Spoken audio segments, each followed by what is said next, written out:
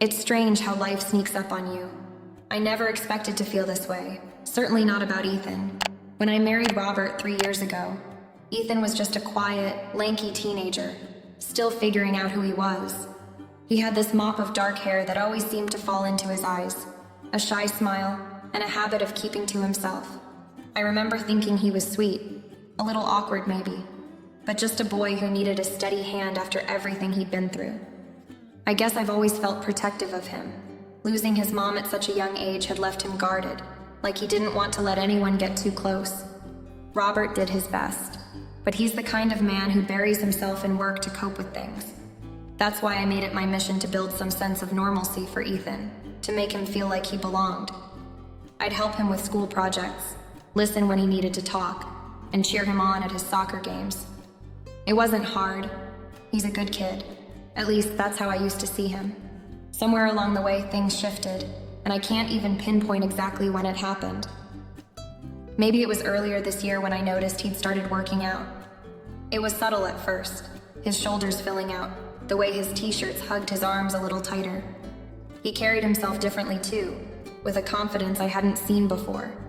His voice had deepened, and he'd started meeting my eyes when we talked, holding my gaze just a little longer than necessary. I told myself it was natural to notice these things. I mean, he's family, right? And I'm proud of him for growing into himself after everything he's been through. But lately it feels like something more. The other day I was in the kitchen making lunch when Ethan walked in from his run. He was wearing one of those sleeveless shirts, sweat glistening on his arms, his jawline sharp and defined. He flashed me that smile, the one that's half shy, half playful. And I froze for half a second longer than I should have. My heart did this weird little flip in my chest, and I immediately turned back to chopping vegetables, praying he didn't notice.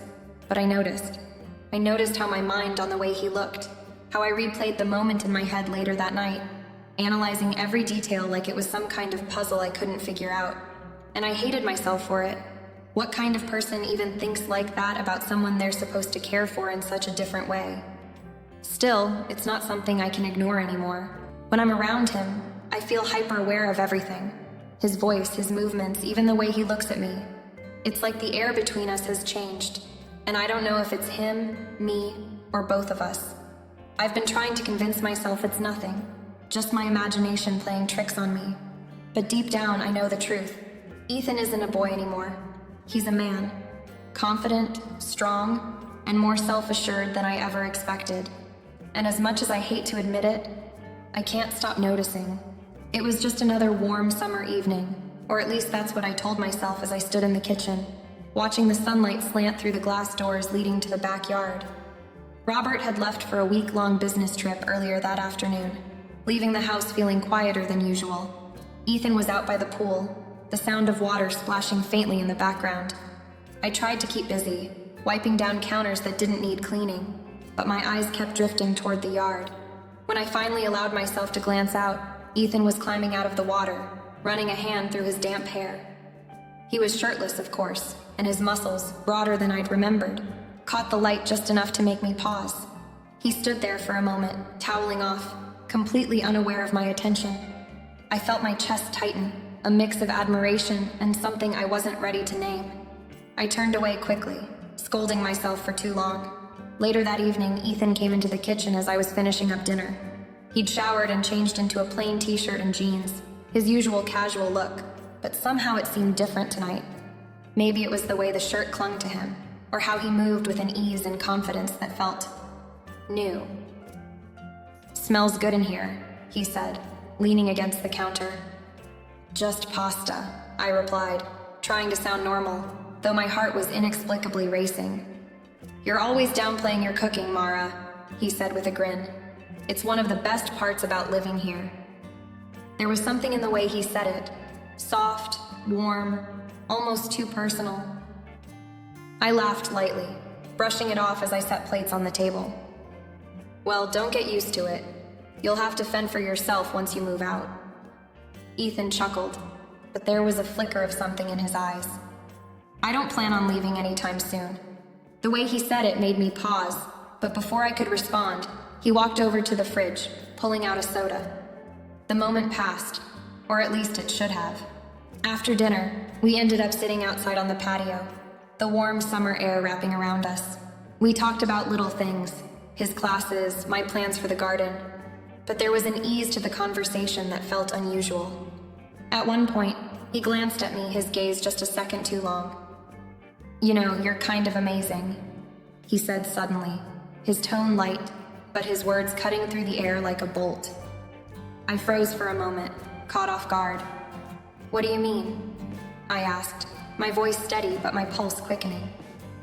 You do so much for everyone," he said, his eyes fixed on mine. "For Dad, for me. I don't think I've ever told you how much I appreciate it." His words were harmless enough, but the way he said them felt different, more deliberate. I smiled, trying to push away the growing heat in my chest. "Well, that's what family does," I replied, keeping my tone light. Ethan didn't look away, and for a moment, the space between us felt smaller, closer. I stood abruptly, clearing my throat. "I should probably clean up," I said, turning back toward the house. "Let me help," he offered, following me inside. "No, I've got it," I said, waving him off. He hesitated, then nodded. "All right. Good night, Mara." "Good night, Ethan," I replied, not meeting his eyes.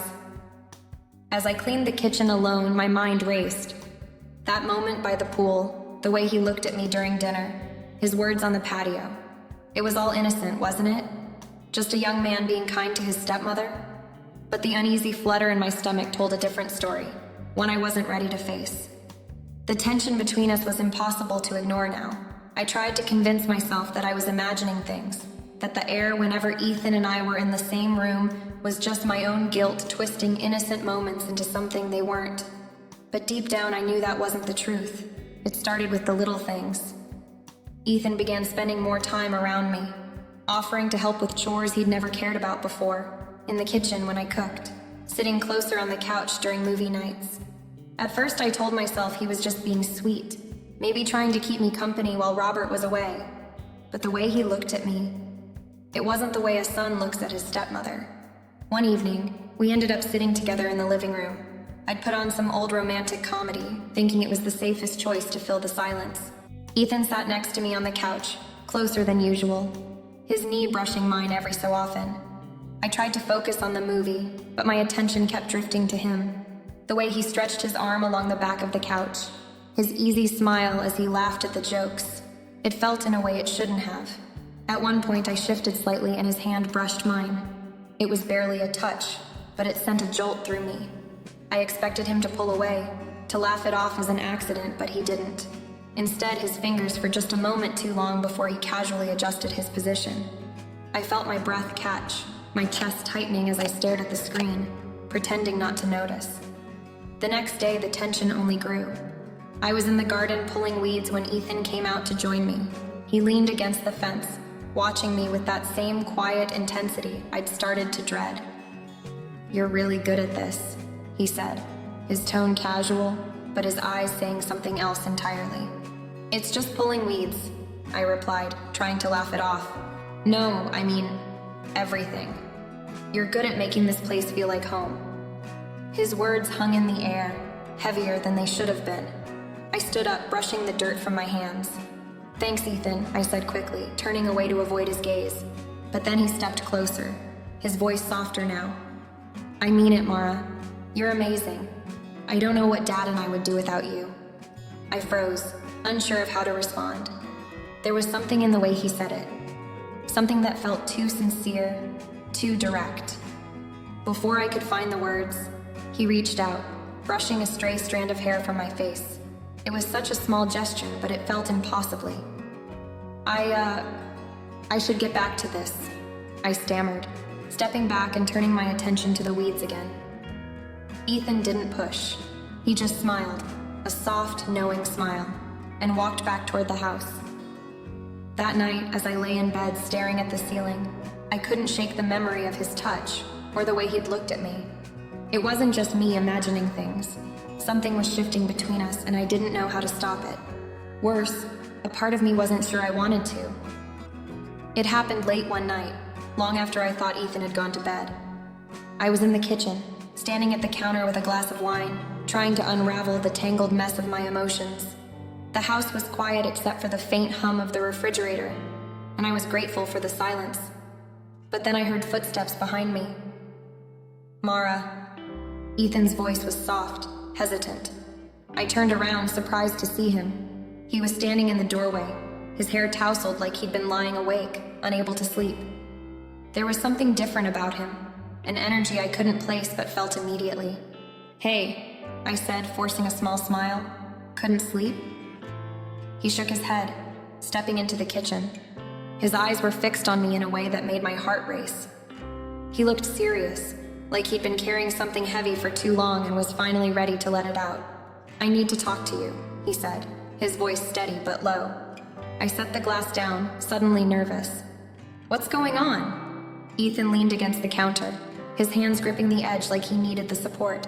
"I've been trying to hold this in, but I can't anymore. It's driving me crazy." My breath caught. I wanted to stop him, to change the subject, to steer this conversation into safer territory, but I couldn't find the words. "I know it's wrong," he continued, his voice filled with both urgency and hesitation.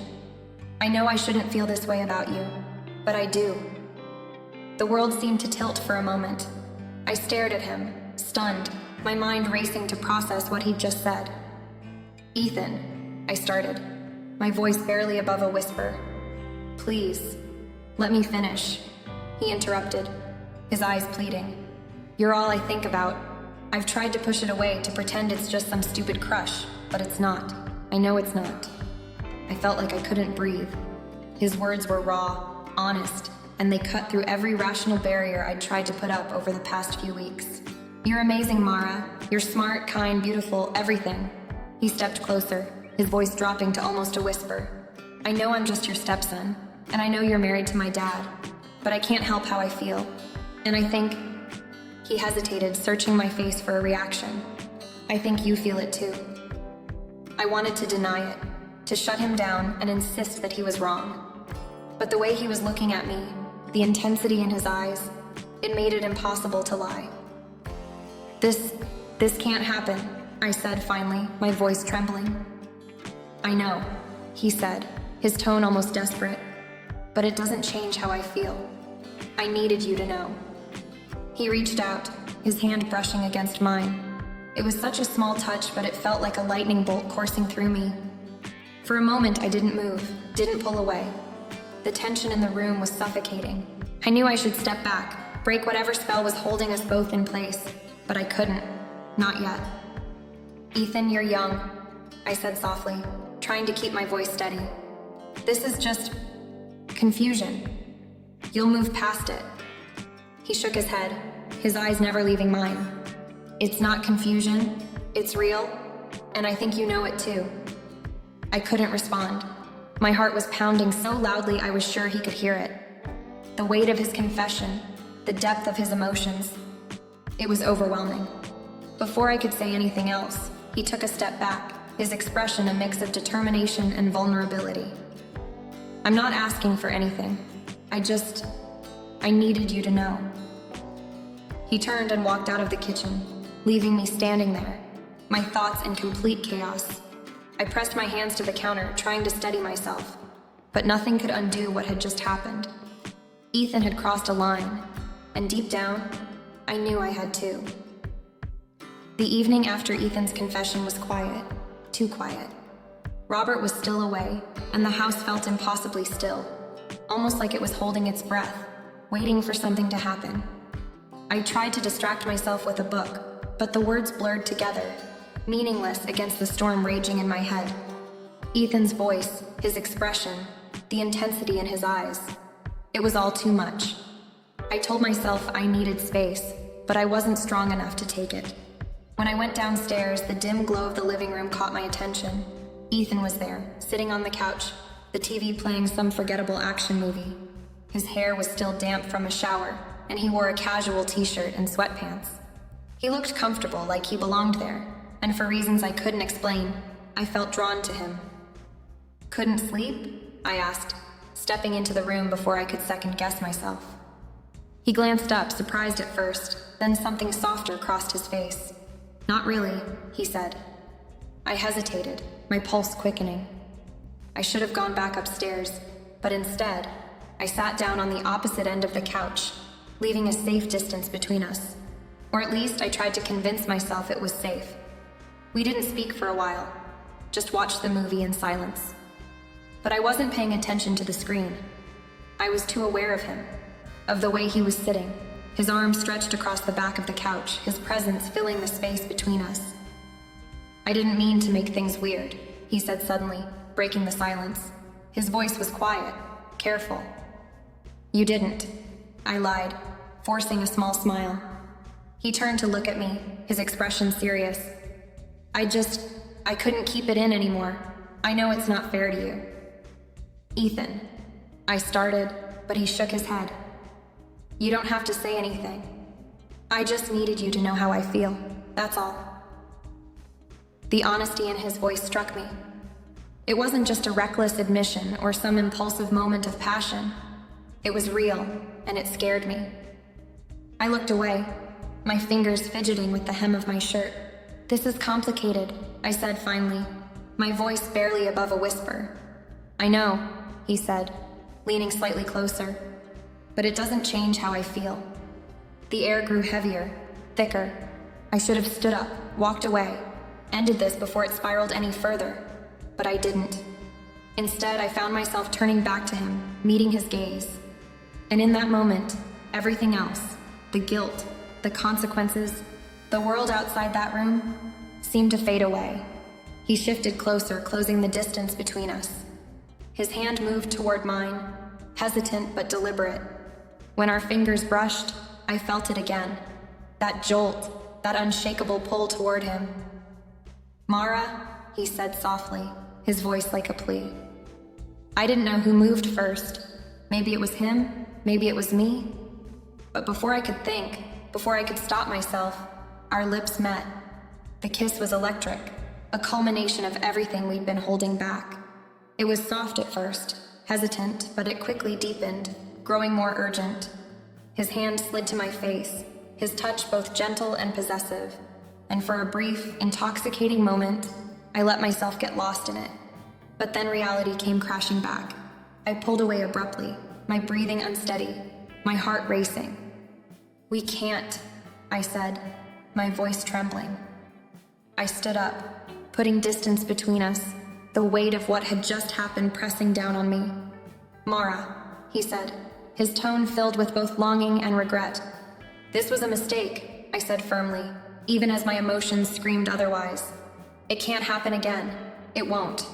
He didn't argue, but the look in his eyes told me he wasn't convinced. I turned and walked out of the room, my mind spinning. I felt torn in two. Part of me was horrified by what I'd done, while another part couldn't stop replaying the moment, the feel of his lips, the way he'd looked at me like I was the only person in the world. When I reached my bedroom, I closed the door and leaned against it, tears stinging my eyes. I knew I'd crossed a line I could never uncross, and even though I'd told Ethan it was over, I wasn't sure I believed it myself. The morning sunlight streamed through the curtains, casting a pale glow across the kitchen as I stood at the counter, mindlessly stirring a cup of coffee. My thoughts were a tangled mess, replaying the kiss over and over like a film I couldn't stop. The way Ethan had looked at me, the pull I felt. It was all too vivid, too real. But with the clarity of daylight came the full weight of what I had done. I heard him before I saw him, the soft sound of his footsteps as he entered the room. I stiffened but didn't turn around, focusing instead on the mug in my hands. "Mara," he said softly, his voice hesitant but steady. I turned to face him, my heart pounding. He looked tired, his hair still messy from sleep, his expression a mix of determination and regret. He leaned against the doorway, his hands shoved into his pockets. "We need to talk," I said before he could say anything else. "I know," he replied, stepping further into the room. I took a deep breath, setting the coffee cup down on the counter. "Ethan, what happened last night? It was wrong. It never should have happened." "I don't think it was wrong," he said, his voice quiet but firm. "Maybe the timing is, but how I feel about you, it's not something I can just shut off."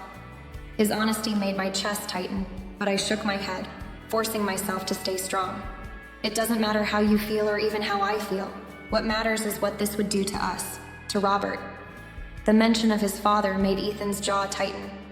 I know it would hurt him, he admitted, his voice cracking slightly. But Mara, No, I interrupted, stepping closer to him. This isn't just about your dad. This is about you too. You're young, Ethan. You have your whole life ahead of you, and the last thing I want is to be the reason you make a mistake you can't take back. His eyes met mine, and for a moment, I thought I saw a flicker of understanding, but the pain in his expression didn't fade. I'm not a kid anymore, he said quietly. I know what I want, and I want you. Those words hit me harder than I expected, but I couldn't let them sway me. I reached out, placing a hand on his arm. You deserve someone who can give you everything, Ethan. Someone who doesn't come with all this baggage. This can't go anywhere, and deep down you know that. He looked down at my hand, then back at me. His voice was barely above a whisper when he spoke again. So that's it? We just pretend none of this ever happened? I nodded, even though the thought of it broke something inside me. Yes, it has to be. We both need to move on. There was a long silence between us, the kind that felt heavy with everything left unsaid. Then finally he nodded, stepping back. If that's what you want, he said, his voice hollow. It's what we both need, I replied, trying to keep my voice steady. He looked at me for another long moment, his eyes filled with something I couldn't quite name. Longing, sadness, maybe even a little hope. Then he turned and walked out of the kitchen, leaving me alone with the sound of my own heartbeat. I stood there for what felt like hours, staring at the doorway he'd disappeared through. I knew I'd made the right choice, but it didn't feel like a victory. It felt like a loss, a painful, necessary loss. From that day forward, I focused on rebuilding the boundaries between us. I kept my distance, avoided moments of closeness, and did everything I could to push aside the emotions that threatened to resurface every time I saw him. Ethan respected my decision, though the tension between us like a ghost. And while I could tell he was trying to move on, the looks he gave me sometimes told me he hadn't quite let go. Neither had I. But some connections, no matter how strong, are better left unfulfilled. For everyone's sake.